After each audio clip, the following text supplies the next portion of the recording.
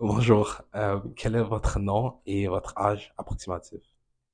Donc, je m'appelle Marissa et j'ai 19 ans. Posez la question suivante. Quelle est votre définition de l'argent?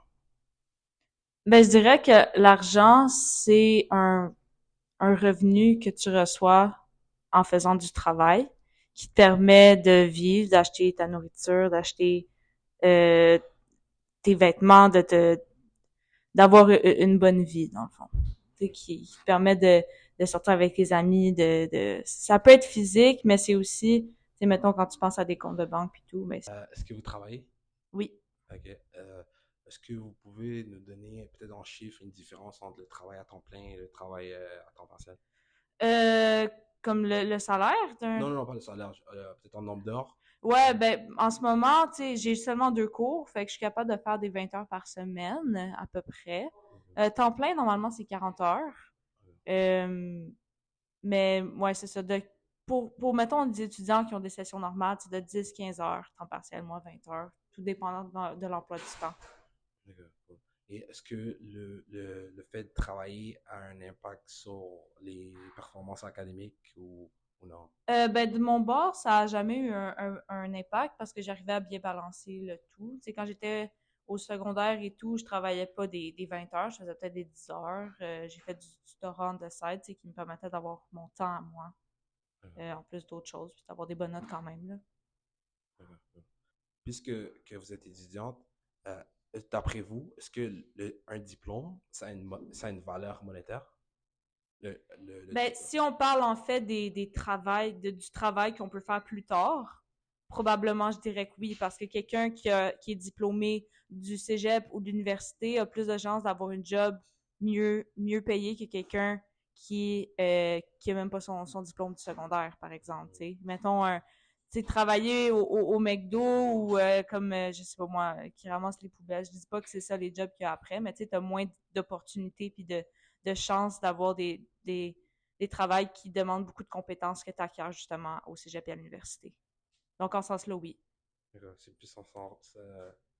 Ce que tu peux obtenir par la suite de l'obtention du diplôme. Ce que les portes que le diplôme t'ouvre dans le milieu du travail. C'est comme un, comment on dit, un byproduct en anglais. Ouais, Quelque c'est chose de comme même. le moyen pour Ouais. obtenir Ok, yeah, plus I tard de got you. l'argent. Ok, good, good. Pour faire plus d'argent, qu'est-ce qui est plus la meilleure option pour augmenter le nombre d'heures ou augmenter le taux horaire? Ben, il n'y a pas de Ben, mauvaise réponse. Il ouais. n'y a pas de mauvaise réponse. Ben, je dirais que en général, ce serait probablement d'augmenter le taux horaire parce qu'il y a toujours un quota d'heures qu'on peut faire par semaine. Peu importe t'es dans quelle sphère de ta vie. T'es au secondaire, tu as besoin du temps pour tes études, c'est un 10-15 heures. Tu peux pas vraiment donner plus. Puis même quand t'es adulte puis que t'as une job à temps plein, ben à un moment donné, t'es épuisé puis tu peux plus travailler. Fait que, in the, euh, à long terme, je Mhm. dirais que c'est augmenter le taux horaire. Ok, ok. Et ok, là, on peut faire un shift à l'éducation. Euh, le programme que vous avez choisi, est-ce que cet intérêt vient de où? Est-ce que c'est quelqu'un qui vous a influencé? Est-ce que c'est vous qui vous avez vu, vous avez été impliqué dedans ou Honnêtement, j'ai su en faisant physique chimie en secondaire 5 que c'était pas pour moi, que j'aimais pas ça. Les maths non plus. Fait que j'ai commencé à regarder dans les différents cégeps. J'étais intéressée par psychologie un peu, mais en arrivant aux portes ouvertes de mon cégep, j'ai vu le programme en Montréalette, histoire de l'art, cinéma, communication, c'est quelque chose qui me parlait. Puis les professeurs que j'avais rencontrés aux portes ouvertes avaient l'air super sympathiques. Fait que je me suis dit pourquoi pas, puis je me suis lancée là-dedans.